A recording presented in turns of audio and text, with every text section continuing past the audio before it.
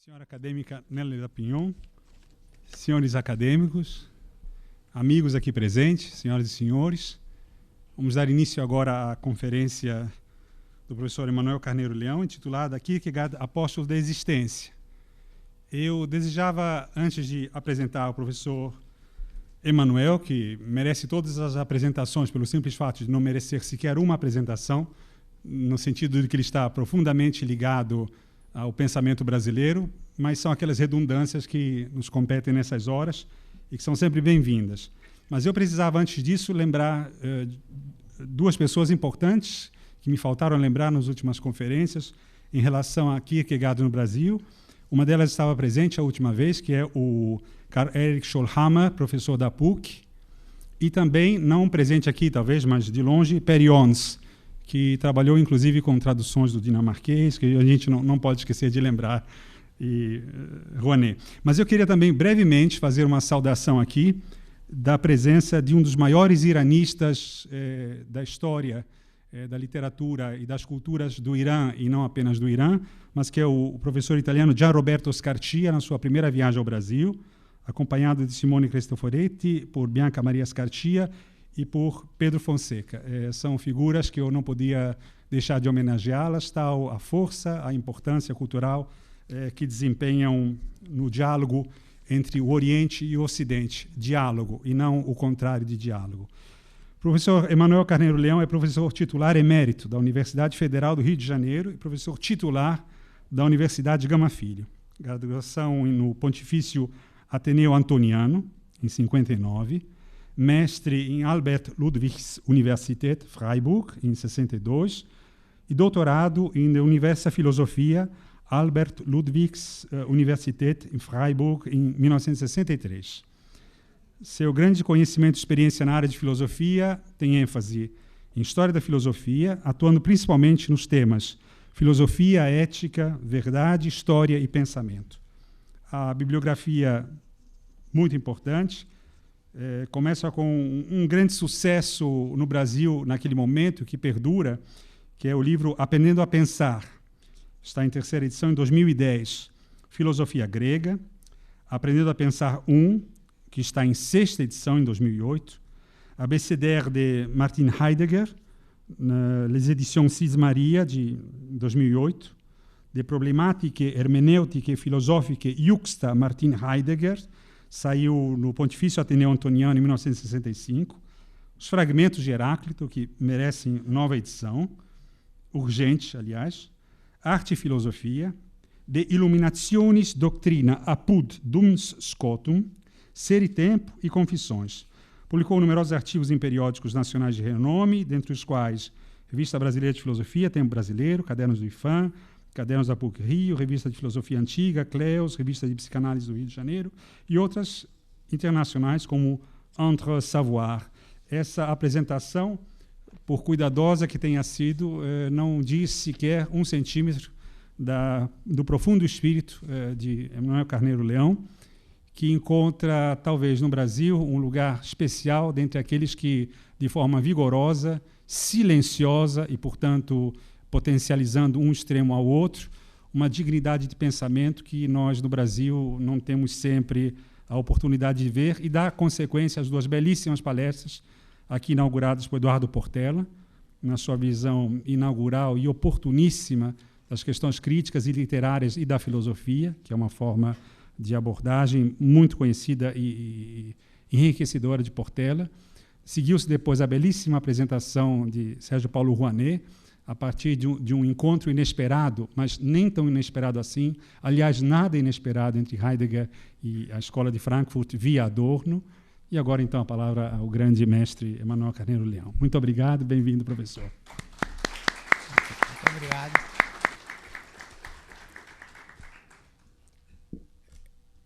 Quero agradecer as palavras honrosas, não, e inspiradas não do meu colega e amigo Marco Lucchesi.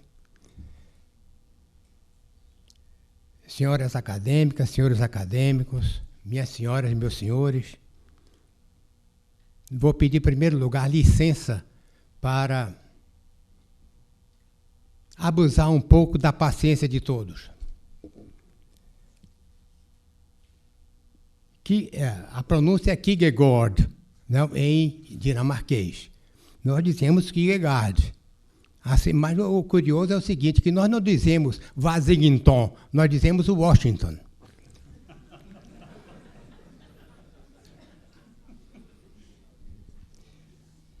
Em 42 anos de vida, entre 5 de maio de 1813 e 11 de novembro de 1855, Søren Oby Kierkegaard nasceu, escreveu e morreu. Desde 1832, com 19 anos apenas, começou um diário que só terminou 2 meses antes de morrer. Em todos os seus escritos, Kierkegaard confirma mais uma vez o testemunho de toda a história da filosofia, qual seja, um grande filósofo diz sempre a mesma coisa, mas de maneira tão criativa que cada vez parece e aparece a primeira vez. É o segredo dos criadores. Assim como todo grande pintor pinta sempre a mesma pintura em todos os seus quadros. Assim como todo grande músico toca sempre a mesma música em todas as suas músicas. Assim como todo grande poeta cria sempre a poesia em todos os seus poemas.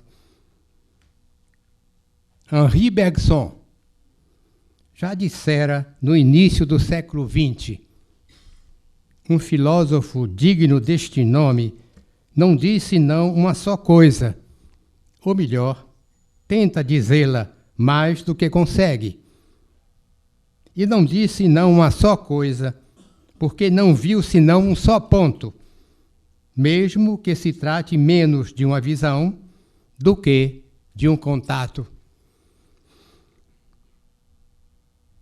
Pois bem, por força deste contato, Kierkegaard escreveu os 20 volumes de seus escritos, tal como constam das Sammlungen der Werke, na terceira edição de 62-64, e os 22 volumes de seus Papiere, na segunda edição de 1968-78, em Copenhague.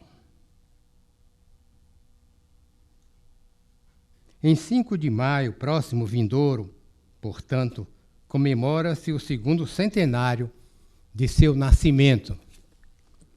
Para celebrá-lo, proponho apresentar aqui e agora alguns feitos significativos de sua vida e o núcleo de seu pensamento, a angústia, fonte de onde brotou toda a sua escritura.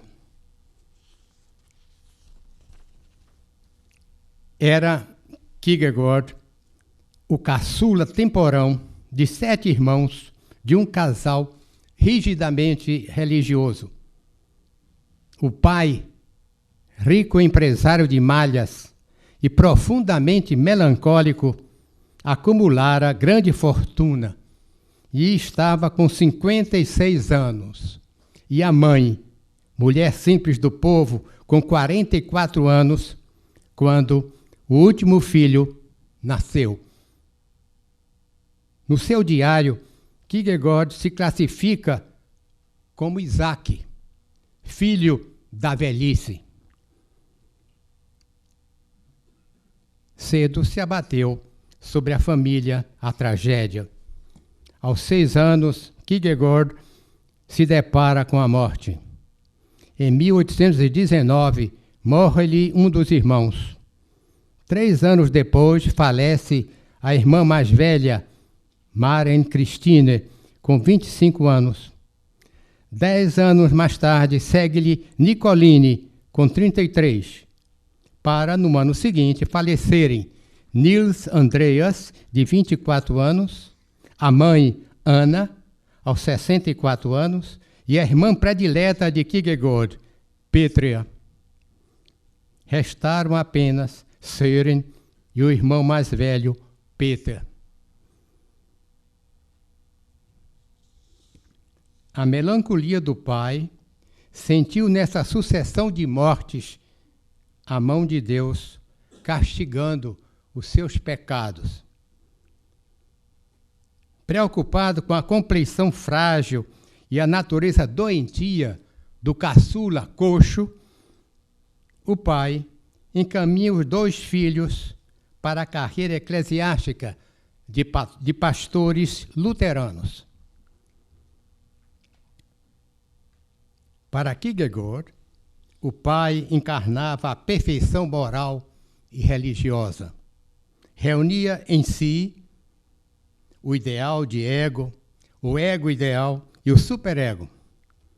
Mas toda essa idealização veio de água abaixo quando ele tomou conhecimento de que era filho de uma mulher estuprada. É que a primeira mulher de Mikhail Kierkegaard, o pai, morrera cedo, sem deixar filhos. O pai violenta então a empregada da casa, uma jovem simples do povo. E 3 meses depois de esposá-la, nasceu o primeiro filho. Tudo isso constituiu o primeiro terremoto na vida do jovem Kierkegaard.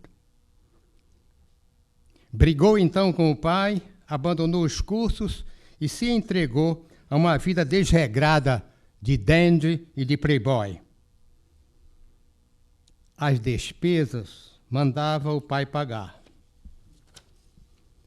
No diário, no entanto, ele confessou que neste período era um Januário, o deus romano de 2 caras, uma cara alegre e gozadora para fora e uma outra triste e melancólica para dentro.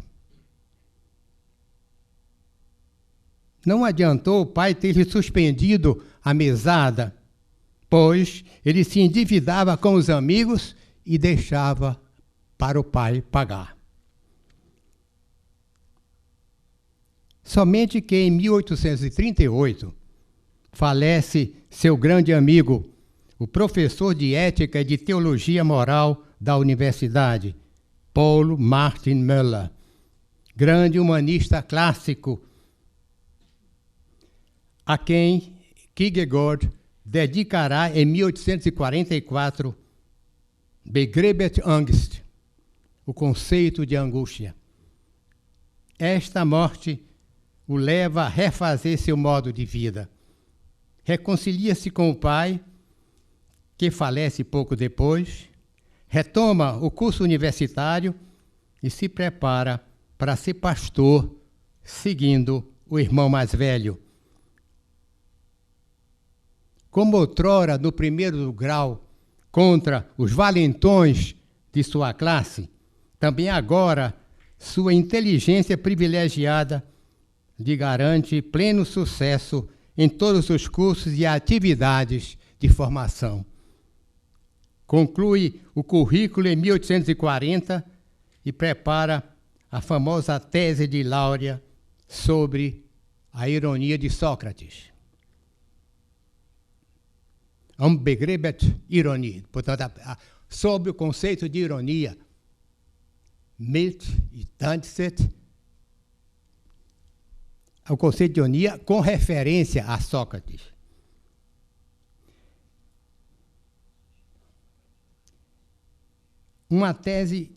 Essa tese que ele concluiu em menos de um ano, foi escrita em dinamarquês e defendida perante uma comissão de professores universitários. Estes teriam preferido uma tese em latim, como era o costume da época. Por isso, a primeira arguição da defesa lamentou o fato de nem todos hoje em dia terem condições de escrever em latim. Kierkegaard, em troca e em resposta, respondeu a todas as perguntas e arguições da banca num latim castiço.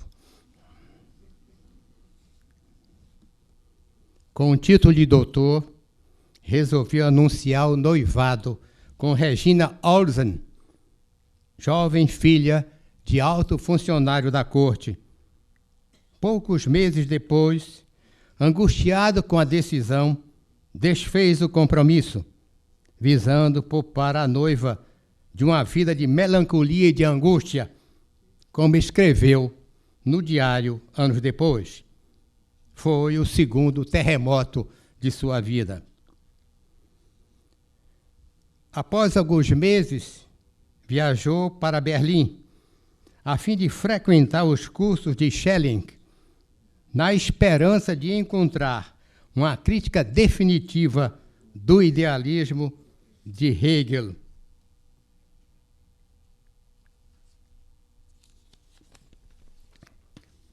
Decepcionado com Schelling, retornou para Copenhague e iniciou uma atividade frenética e incansável de escritor durante 14 anos seguidos.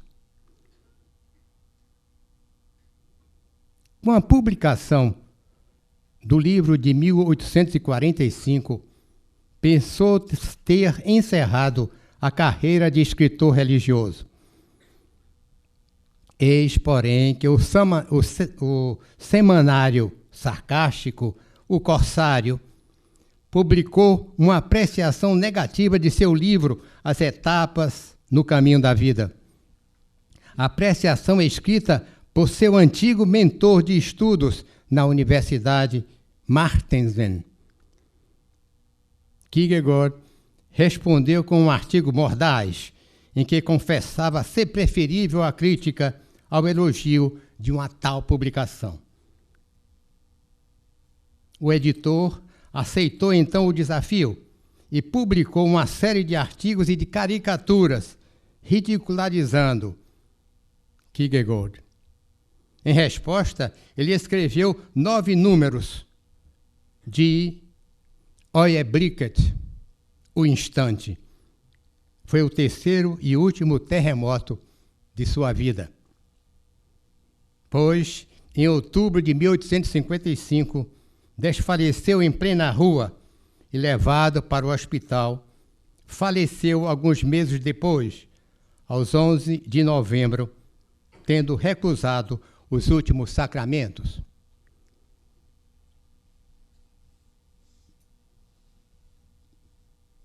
Para Heidegger, Kierkegaard foi o único escritor religioso em sintonia com o destino de seu tempo. Que destino era esse? Era o destino de um século revolucionário, cuja necessidade radical de mudança e transformação de toda a vida, sobretudo da vida que se dizia cristã, tanto o angustiava. Mas angústia, o que é isso para Kierkegaard? Angústia é a força criadora da existência, vigor livre de criação, o núcleo de todo o seu pensamento. A angústia não constitui uma entre muitas outras possibilidades humanas. A angústia perfaz toda a condição humana em todos os indivíduos. Pois ninguém aprende a angustiar-se. A angústia vive e vivifica todo encanto e todo desencanto entre os homens. Acontece sempre em cada empenho de ser e em todo desempenho de não ser. Pelo simples fato de vivermos, nós estamos e não estamos no que somos e não somos, no que temos e não temos. E de modo tão radical que quase sempre nem percebemos a presença provocante da angústia em tudo que fazemos ou deixamos de fazer. O homem, em cada um de nós, antes de ser e para ser qualquer coisa, antes de entrar e para entrar em qualquer relacionamento, antes de lançar-se e para lançar-se em qualquer empreendimento, já é e tem de ser o que busca e se esforça por obter. Por isso, em qualquer hora, tanto outrora quanto agora, já soou o instante e a vez da angústia.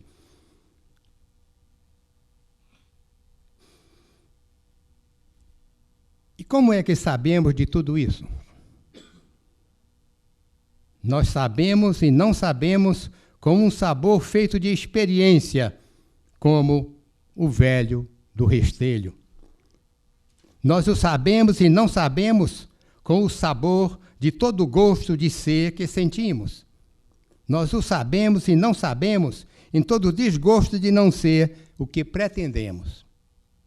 Na doçura e no prazer, na amargura e na dor, um elan incontentável nos atropela o senso e domina tanto o que temos e não somos, como o que não temos, mas somos, como o que nem temos, nem somos. Em nossa caminhada pela vida, experimentamos muitas coisas, procuramos em todo esforço buscar sempre o melhor, antes de nos apercebermos de que a angústia não é algo, um conteúdo ou uma experiência, nem uma coisa que se deixa pegar, nem mesmo uma coisa que se deixa pegar. Desde sempre somos sua propriedade e estamos em seus domínios. Só muito raramente, e ainda assim de modo implícito, lhe pressentimos a força desconhecida. A angústia só se dá, mas sempre se dá, na medida em que se esconde. Só acontece enquanto se retrai. Só se oferece quando foge. Nem sabemos ao certo o que nos ocorre e o que se passa conosco. Assim, por exemplo, num grande desespero da existência, quando todo o peso parece desaparecer de nossa vida e se obscurece todo sentido, surge a angústia. Talvez apenas insinuada numa retração tênue que vibra em profusão de sentimentos e bruxuleia numa confusão de todos com todos, para logo se esboroar. Numa grande esperança do coração, quando tudo de repente se transfigura e parece nos atingir pela primeira vez, como se fosse mais fácil perceber a ausência e o não ser do que sentir a presença e o ser, então emerge e se apresenta num toque silencioso a angústia da existência. Numa depressão da vida, quando distamos igualmente da esperança e do desespero, e a banalidade de todo dia estende um vazio, onde se nos afigura indiferente viver ou não viver, a angústia explode no barulho de um silêncio ensurdecedor. Em todo e em qualquer caso, portanto, a angústia nunca se dá como experiência direta, mas no sentir estranho e misterioso de nós mesmos. Em suas peregrinações de ser, não ser e vir a ser, o indivíduo sente a cada passo de sua vida uma diferença insuportável entre possibilidade e realização. É a estranheza constitutiva e o desafio próprio da existência histórica dos homens. Com ser inesgotável, a possibilidade tem sempre de ser subreptícia. Sua vigência nunca é direta. Seu impacto é sempre oblíquo, por ser sem fim. As possibilidades acontecem nas realizações à medida que se retiram para as limitações da vida de cada um.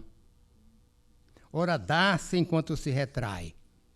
Tornar-se presente na ausência, manter-se vigente na falta, Eis o vigor angustiante da realidade na existência humana.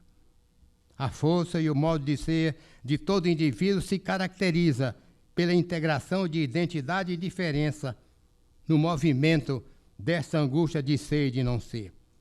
Sendo histórico e biográfico a um só tempo, o indivíduo torna-se uma viagem entre possibilidades inesgotáveis e realizações deficientes.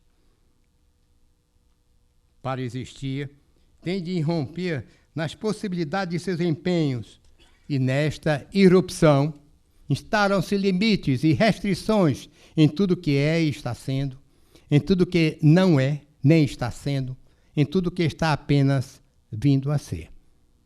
Em sua biografia, portanto, o existente sente escoar-se pelos dedos as realizações, sem nem poder detê-las, nem dirigi-las, nem incorporá-las. Impulsionado pelo impacto dessa angústia, constrói a existência em contato direto de sua liberdade com os dados e as condições de seu tempo, de seu ambiente, de sua família. As fases biográficas são, assim, percalços do choque oblíquo e do contato direto com as variações provocadas pelo impacto da angústia na liberdade. Para fazer sua biografia, o indivíduo sente-se feito pelos limites e restrições de sua própria condição. É nestes termos que sem angústia não se dá liberdade. Diz um provérbio germânico: Wer hat die Wahl, hat die Qual. Quem tem de escolher, tem de sofrer. Kierkegaard formula essa experiência existencial da seguinte maneira: quem passou pela vida sem angústia, passou pela vida, não existiu. É pela angústia que se produzem realizações privilegiadas, isto é, realizações que parecem abolir as diferenças não somente de tempo e espaço, como, sobretudo, entre ser e poder ser. Por isso é que dão acesso, embora indireto, ao desafio das possibilidades em fuga. São as nossas criações. Em seu envio, concentram-se instantes intensos de uma temporalidade não apenas povoada por desempenhos, mas provida da angústia de possibilidades em retração. As criações não são, portanto, exceções à regra da história biográfica e social dos homens. Criação é o vigor inaugural da própria vida que a cada instante acontece. Sentir a criação como exceção equivale a avaliar o grandioso pelo pequeno. É reduzir o impulso de reforma e transformação à mediocridade da repetição. Se, no dizer de Niemeyer, as retas não sonham como as curvas, é preciso vencer a repetição para não acordar o sonho das curvas.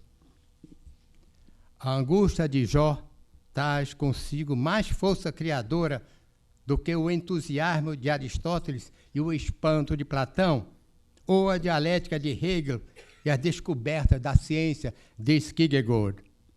Toda a criação é a aventura singular de um salto no escuro. Nenhum criador sabe, no sentido de conhecer e controlar, tanto o porquê quanto o como de sua criação. Toda a criação consiste numa aventura singular da angústia de nossa liberdade. O instante de invenção Augenblick não apenas nunca se repete, como também nunca se aprende. Em sua existência, Kierkegaard vive sempre a angústia de uma passagem histórica que se improvisa num risco e se arrisca na tensão de muitas improvisações. Junto com Marx e Nietzsche, no século XIX, e com Freud, depois, no século XX, Kierkegaard é um revolucionário da metafísica. O que isso quer dizer? Chama-se de metafísica toda a realização histórica que se dá e acontece com a pretensão de um fundamento inconcurso, por ser absoluto, seja esse fundamento material ou imaterial, ou ambos ao mesmo tempo. Marx liga no sentido de fazer depender a revolução social à infraestrutura de um sistema de produção, de igualdade e de distribuição. Nietzsche liga a revolução histórica do niilismo ao poder da vontade do eterno retorno. Freud liga a revolução de todo comportamento à dinâmica inconsciente do outro, seja minúsculo ou maiúsculo, para lembrar Lacan. Kierkegaard liga a revolução do indivíduo à existência angustiada e paradoxal em cada homem de um cristianismo originário. É por isso que merece ele o título de apóstolo da existência. Só que apóstolo aqui tem o sentido originário do verbo grego apóstelo, de onde se deriva o apóstolos, que diz o enviado pela e para a existência dos indivíduos. A influência de Kierkegaard na filosofia contemporânea se deve principalmente à crítica existencial a que submeteu o sistema de Hegel, dominante em seu tempo e em seu ambiente.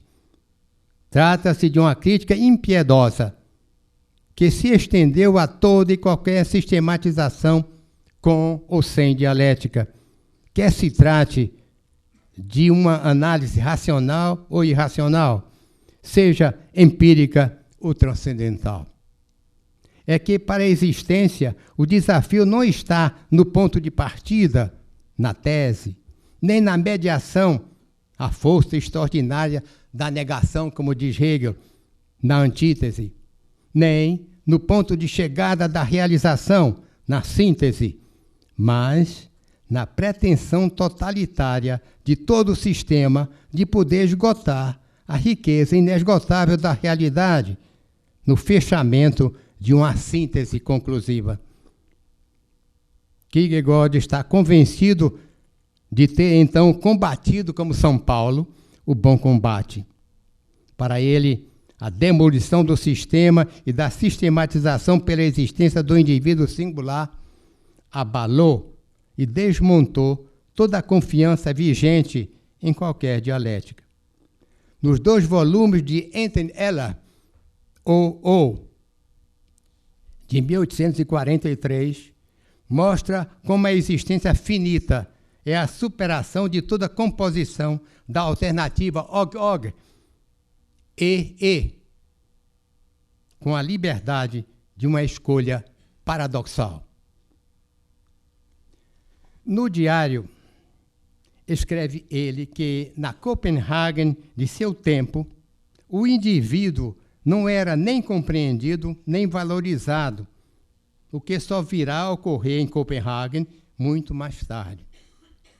Com o indivíduo, comemora ele no diário, derrotei a sistematização, quando aqui tudo era sistema sobre sistema, e só havia interesse por conceitos e cálculos lógicos. Agora, porém, já não se fala em sistema. Nenhum homem pode viver trancado dentro de um sistema. A demolição do sistema resulta do reconhecimento da individualidade nas peripécias da existência humana. Se nos animais o indivíduo é inferior e menos do que a espécie, na humanidade se dá o contrário. O indivíduo é sempre superior e mais do que a espécie. Por isso é que não se dá conclusão na história. Kierkegaard morreu em 1855. Não conheceu a obra de Charles Darwin. É de 1859. Teve conhecimento apenas dos antecedentes da teoria da evolução, em Lamarck e Saint-Hilaire. Mas estava convencido de que no homem, o agente de toda transformação está somente no indivíduo. É o testemunho que dá a existência na singularidade original de seu desdobrar-se pela história. Fosse a espécie portadora da evolução, não haveria na vida dos indivíduos nem angústia, nem liberdade, somente fatalidade. Quando no século XX, em seu famoso livro Le hasard et la nécessité, O Acaso e a Necessidade, Jacques Monod escreve que nosso número saiu na loteria de Monte Carlo. Kierkegaard, avant la lettre, perguntaria: quem é que inventou o jogo de loteria? Quem é que jogou para dar o nosso número? Somente quem estiver fora de um fluxo fatal, seja de evolução ou não, é que poderá interessar-se por jogo, suas regras e seus jogadores. No homem, a evolução só se dá no indivíduo por causa da liberdade. A evolução das espécies é sempre um processo sem história. É o que se mostra até nas funções de completude, coerência, consistência e consequência dos sistemas logicamente ordenados. Assim, por exemplo, no silogismo aristotélico, da forma todo homem é mortal, Pedro é homem, Pedro é mortal, esta conclusão repete apenas a afirmação universal da premissa maior. Esta conclusão logicamente necessária é somente uma repetição enfadonha do que já se sabe contido na verdade da primeira premissa. Na terminologia de Kant, nenhum silogismo estende o conhecimento, apenas explica o que já se sabe. Outra, diz Kierkegaard, é a situação existencial. Aqui, o indivíduo tira uma outra conclusão. Ora, no nível estético, a saber, se todo homem é mortal e Pedro é homem, logo, Pedro deve gozar a vida. Ora, em nível ético, se todo homem é mortal e Pedro é homem, logo Pedro deve respeitar a vida. Ora, em nível religioso, se todo homem é mortal e Pedro é homem, logo Pedro deve viver na vida toda a fé paradoxal da vida. Para Kierkegaard, foi a revelação no cristianismo que tirou para o destino da existência do ser humano a conclusão paradoxal da fé. Foi o paradoxo da fé que levou o autor da Epístola aos Hebreus, atribuída a São Paulo, a viver e sentir na fé o sustentáculo do que se espera e na esperança o penhor do que não se vê. Eis porque a fé não é cega, diz Kierkegaard, é visionária, no sentido de não lhe faltar, mas lhe sobrar visão.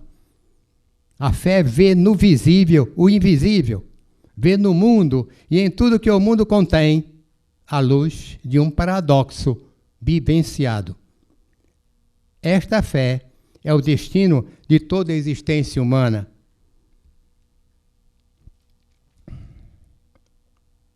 Em Frigate Og Bevin, Temor e Tremor, Kierkegaard mostra o paradoxo da fé encarnado na vida. Criando e criado pela experiência, o homem encontra no conhecimento da vida o desconhecido, celebrando no mistério da história, a história do mistério. Por isso é que a dinâmica existencial da fé vai além de todo ideal ético. Tal é a conclusão religiosa, diz Kierkegaard, do silogismo da mortalidade. Se todo homem é mortal, todo mortal se angustia, e por isso todo homem tem fé. Entretanto, não somente a fé vive no paradoxo da existência, também são paradoxais o nascimento e a morte. Por termos nascido um dia, nascemos todos os dias, o dia todo. Porque para morrermos um dia, morreremos todo dia, a cada instante. Nascimento e morte não são, pois, nem fatos, nem condições eventuais. São constituintes essenciais da existência. Assim como sem vida não há morte, assim também, sem morte, não há vida humana. É por isso que distinguimos o inanimado, o que não pode viver, do morto, aquele que já teve, mas ficou sem vida. O modelo do paradoxo da fé, Kierkegaard encontrou na história de Abraão. Nos versículos 1 a 12, do capítulo 22 do livro do Gênesis, da Torá, do Pentateuco, Deus ordena a Abraão a sacrificar Isaque, o filho único que lhe chegou na velhice.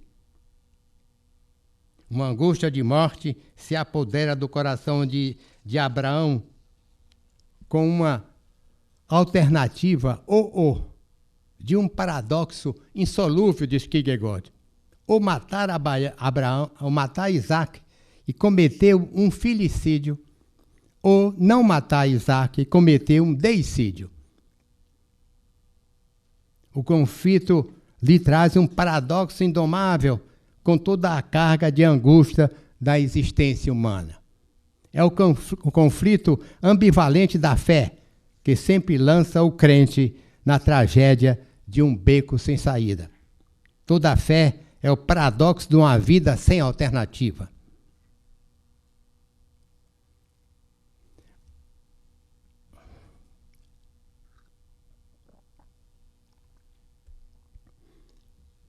A crítica moderna, porém, pergunta como é que Abraão tem certeza de ter sido realmente Deus quem ordenou o sacrifício?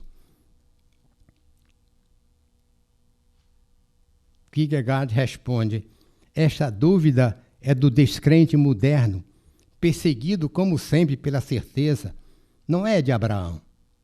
Abraão não duvida. Leva Isaque com 2 amigos para oferecer o sacrifício no monte indicado por Deus. Na caminhada, Isaque pergunta ao pai se não está faltando nada para o sacrifício. Estão aqui a lenha, o fogo, a ara, a faca, só falta a vítima. Abraão responde que Deus providenciará. E deixa os 2 amigos no sopé do monte e sobe com Isaque.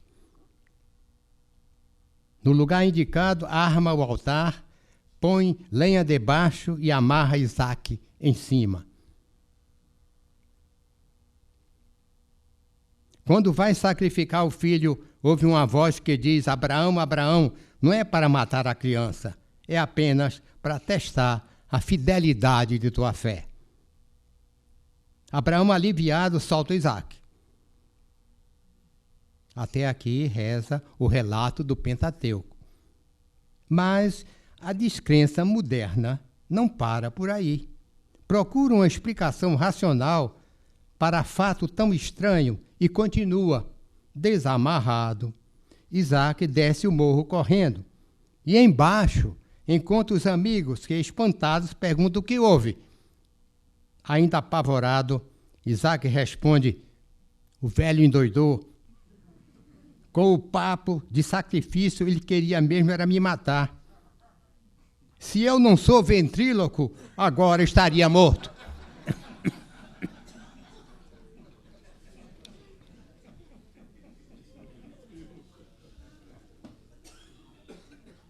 Esta tentativa jocosa de explicar racionalmente o paradoxo da fé não passa mesmo, diz Kierkegaard, de um ventrilóquio.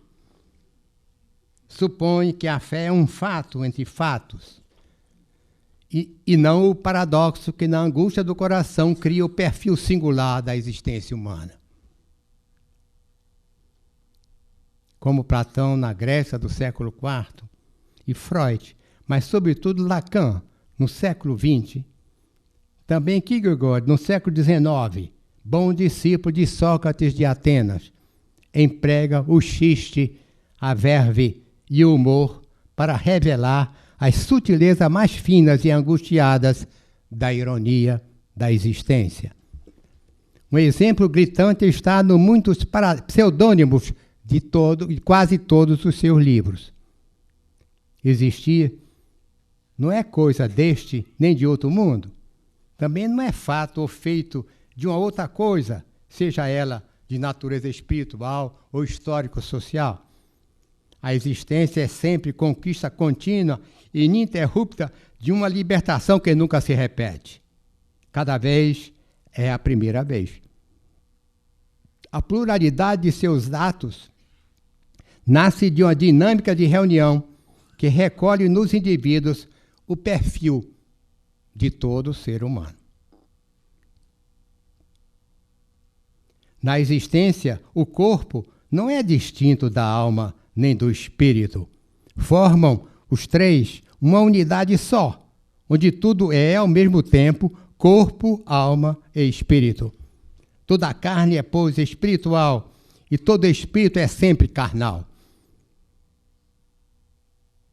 A cada perfil dominante desta integração, Kierkegaard dedicou um pseudônimo. E por que pseudônimo? Porque cada perfil, ao recolher em si o todo do indivíduo, parece ser tudo, mas nunca é nem o todo, nem a totalidade do todo. O pseudos, está no aparecer desta aparência. Daí o humor cheio de xiste e de verve da ironia existencial. Em 1905, Freud dedicou ao xiste toda uma análise de suas relações com o inconsciente. Der Witz und seine Beziehung zum Unbewussten. De Jacques Lacan é conhecida a definição de amor da interpretação que ele faz do Banquete de Platão. L'amour, c'est donner ce qu'on n'a pas à quelqu'un qui n'en veut pas. Amar é dar o que não se tem a alguém que não quer. Uma definição que a verve carioca chamou logo de uma grande lacanagem. Se em francês, entre homem santo, saint-homme, e sintoma, symptôme, há uma homofonia quase completa, nesta homofonia, a verve de Lacan desvenda a santidade do sintoma. Todo sintoma é santo.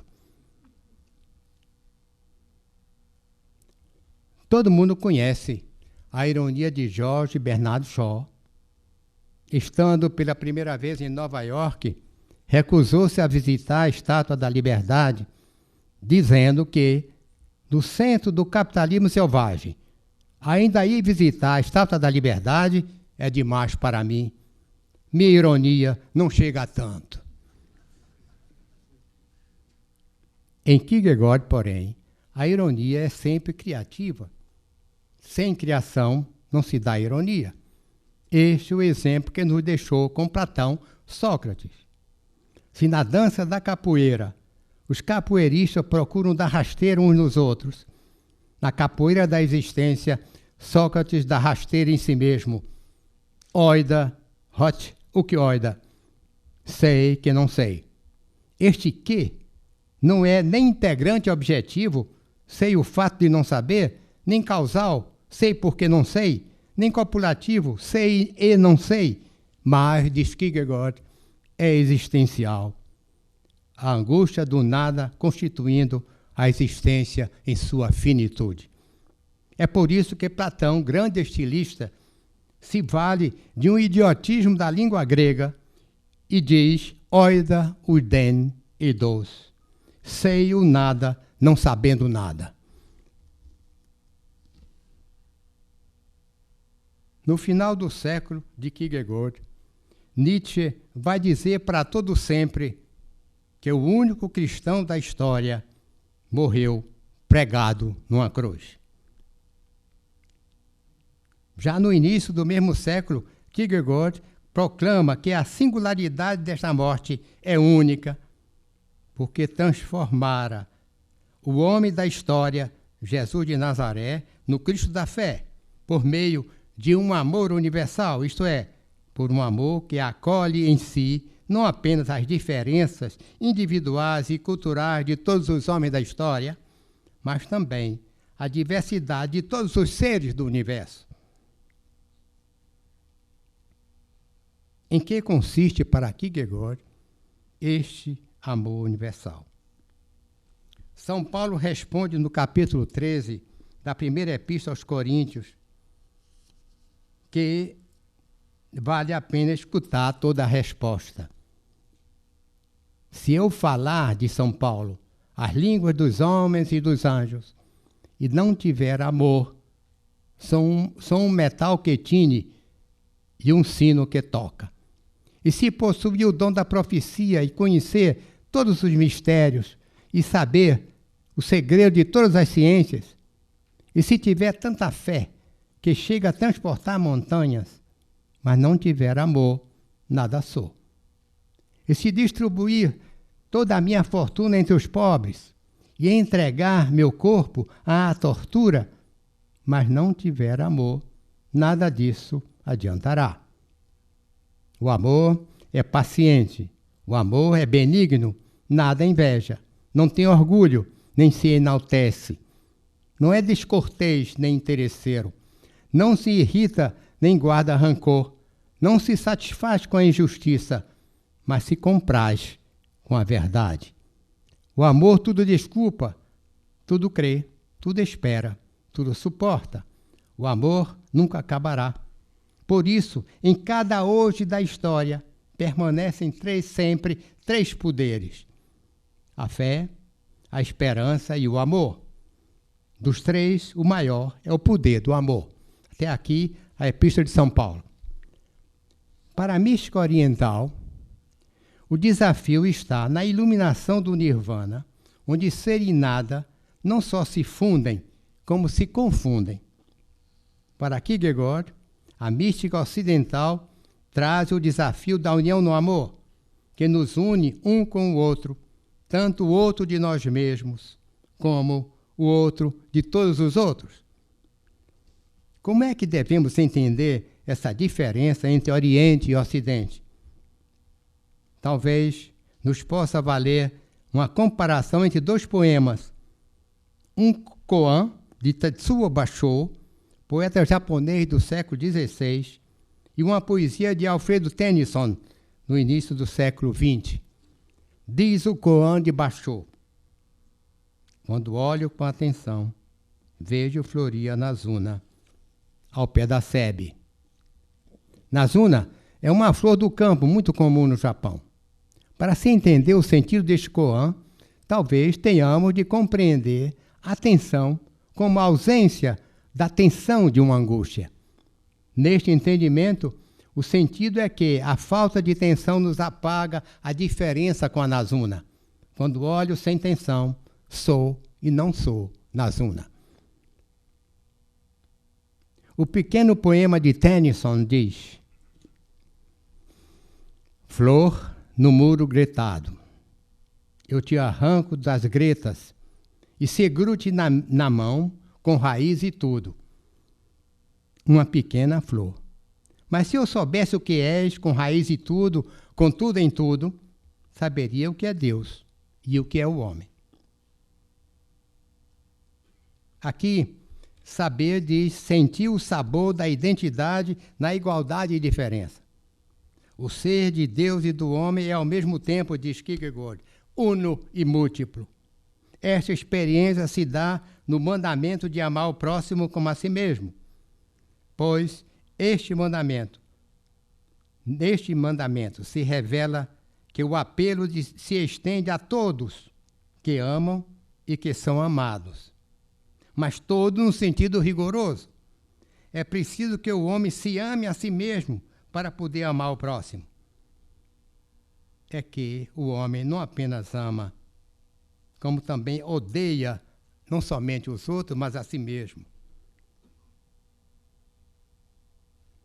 Por isso, para amar o próximo, o cristão tem de amar o outro de si mesmo. O sentido de como, no Evangelho de São Mateus, não é comparativo, mas, sobretudo, copulativo. Assim, Kierkegaard responde a Van Alettro, em meados do século XIX, à pergunta retórica de Freud no início do século XX: como seria possível amar o próximo sem que seja como se ama a si mesmo?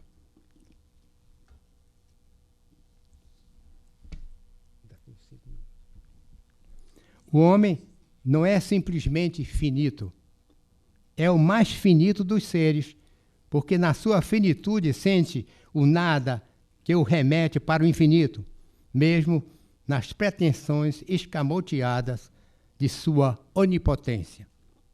É na finitude sem fim do nada que o homem afirma e sente o infinito. No início do século XX, essa experiência de finitude existencial que Kierkegaard proclamou no século XIX deparou-se com o vigor de sua vigência no terceiro soneto para o Orfeu de Rainer Maria Rilke, Ein Gott vermag's, um Deus o pode, mas um homem, como poderá acompanhá-lo numa estreita lira? O senso é bifurcação. Na cruz de dois caminhos do coração não se ergue nenhum templo para Apolo. Cantar como ensinas não é cupidez, nem conquista de algo que por fim se alcança. Cantar é ser. Para Deus, muito fácil. Mas nós, quando é que somos? Quando é que nos vira para nós a terra e as estrelas? Amar ainda não é nada, jovem, embora a voz te force a boca. Aprende a esquecer que cantaste. Canto se desfaz. Na verdade, cantar é outro alento. Um alento do nada. Um vibrar em Deus. Um sopro. O grande desafio para o ser humano está em construir essa sua existência, pois existir é viver a vida de maneira criativa. Ora, criar é a apanagem da liberdade de ser e de relacionar-se, da angústia com o indivíduo. Dentro dos limites do que somos e não somos, temos de converter as possibilidades recebidas numa opção de vida pela existência. Deus não joga em nosso lugar. Ele criou apenas o jogo da vida e suas regras e nos deu as condições de jogar. Mas somos nós mesmos que temos de fazer o nosso próprio jogo, com e na liberdade da existência angustiada. Numa discussão com o teórico Martensen, Kierkegaard não aceitou a interpretação da teologia de que a graça da salvação já está predestinada desde toda a eternidade. Kierkegaard recusou sempre todo e qualquer determinismo que viesse restringir a angústia da liberdade na existência. Por isso, é justa a observação de Jacques Lacan de que Kierkegaard foi o mais perspicaz pesquisador da alma humana, antes de Freud haver transformado o estudo da alma numa ciência determinista. Em toda língua, a linguagem é o maior enigma da história humana. Nietzsche disse certa vez: a linguagem é um portento tão misterioso que nenhum homem poderia inventar. Foi Deus que criou a linguagem. Para Kierkegaard, a linguagem é Deus. Segundo o prólogo do Evangelho de São João, do princípio era a linguagem. A linguagem estava em Deus. A linguagem era Deus. Muito obrigado.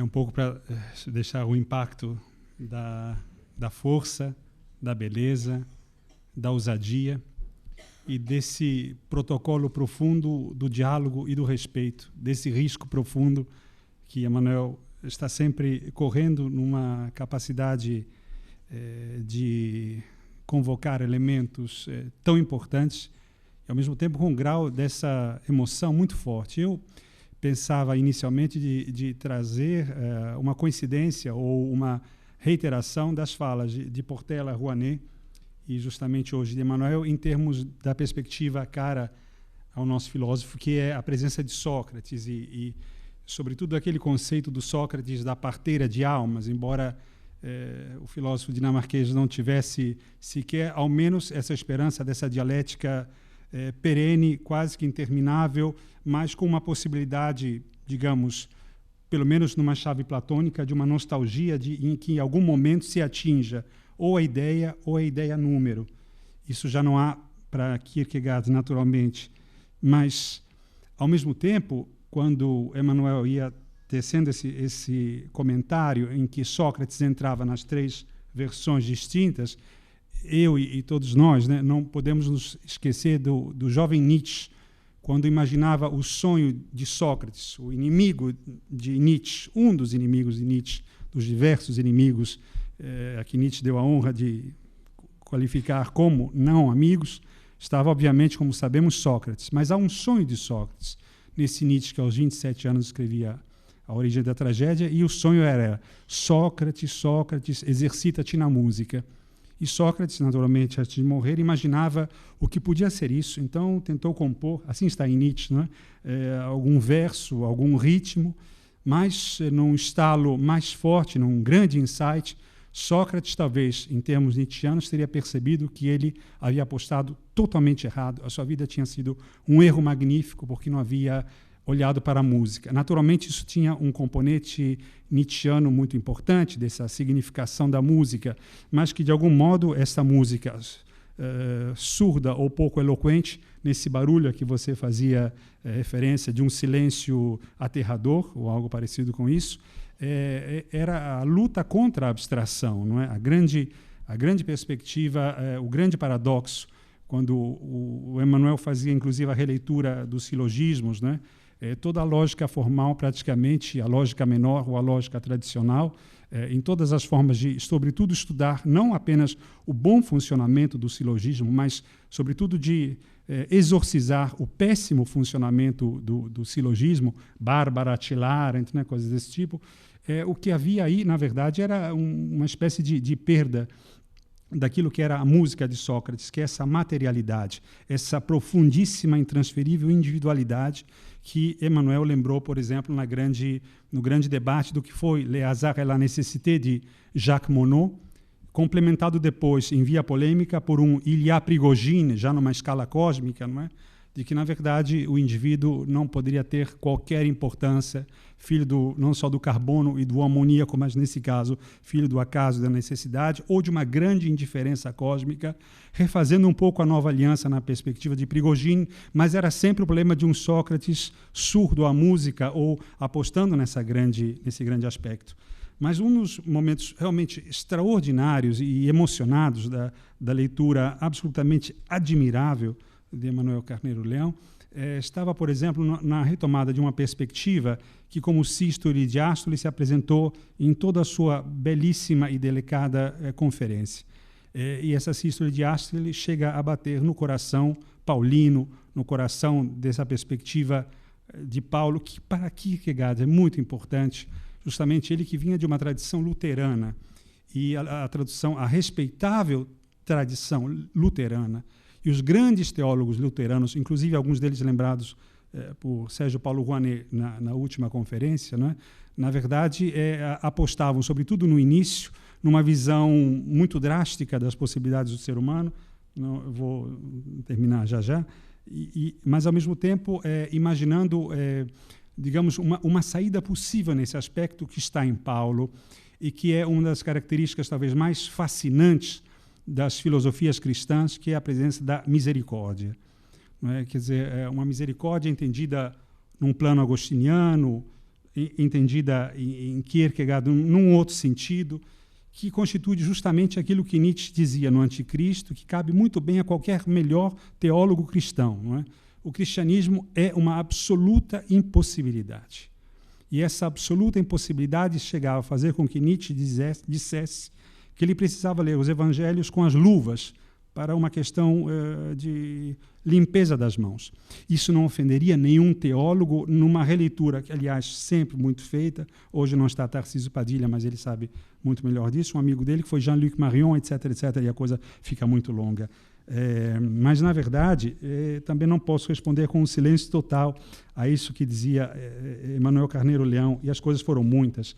Esteve presente Lacan e Freud, mas esteve também Jung. Esteve um Jung que foi um dos grandes leitores dos sofrimentos de Jó. Jung escreveu talvez páginas admiráveis, com compromissos e leituras e endereços específicos relativamente à sombra e relativamente ao fato de lidar com essa música socrática, mas de um ponto de vista de uma música dissonante e, portanto, bem-vinda, porque música e sua própria música, a sua própria individualidade, e as questões poderiam continuar assim, infinitamente, porque não termina a perspectiva inaugurada hoje por Emmanuel Carneiro Leão. Exercício da música, exercício numa perspectiva de uma nova aliança que caminhava para uma misericórdia, que talvez fosse a válvula de escape, que não chegou a acontecer naturalmente aqui, mas a misericórdia que está nas páginas, por exemplo, de um Dostoiévski, não é? Que Sônia e Razumihin, na verdade, os irresgatáveis por excelência, estão nas últimas páginas de Dostoiévski com uma estranha luminosidade que aponta para um caminho de libertação que os dois talvez não pudessem sequer supor, mas que lá estavam. Warum huldiges du, heiliger Sócrates, e aqui vou terminando, são as palavras de Hölderlin, porque, sagrado Sócrates, a esse jovem tanto te afeiçoas, e os sábios, ao fim, ao belo se inclinam.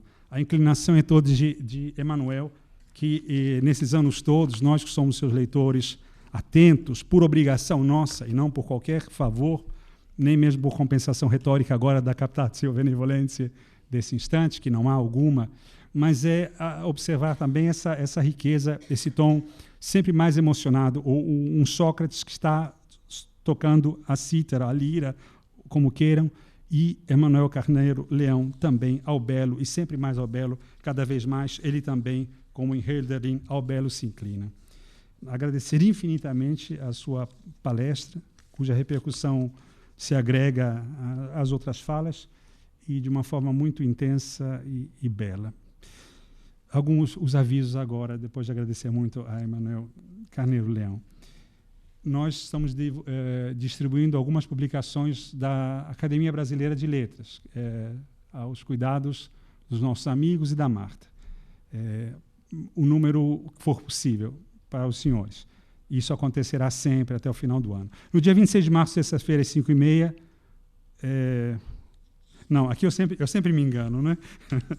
eu vou anotando. A culpa é dos palestrantes brilhantes, mas eu acho que sem querer eu acertei. Não, eu acertei, juro que acertei. 26 de março, não é isso, Marta?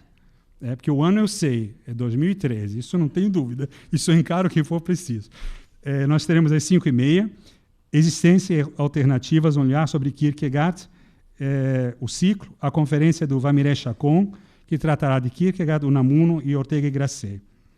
Próximo evento, 4 de abril, quinta, às 18, série Música de Câmara na BL, grupo Diálogos, Paloma Lina, soprano, Eduardo Antonello, cravo, Roger Lagre, violino, Cristina Agustin, viola da gamba, e Alain Pierre, arquialaúde, músicas francesas do século XVIII e modinhas, responsável por esse, que é o Luiz Paulo Horta. Muito obrigado a todos, uma boa noite.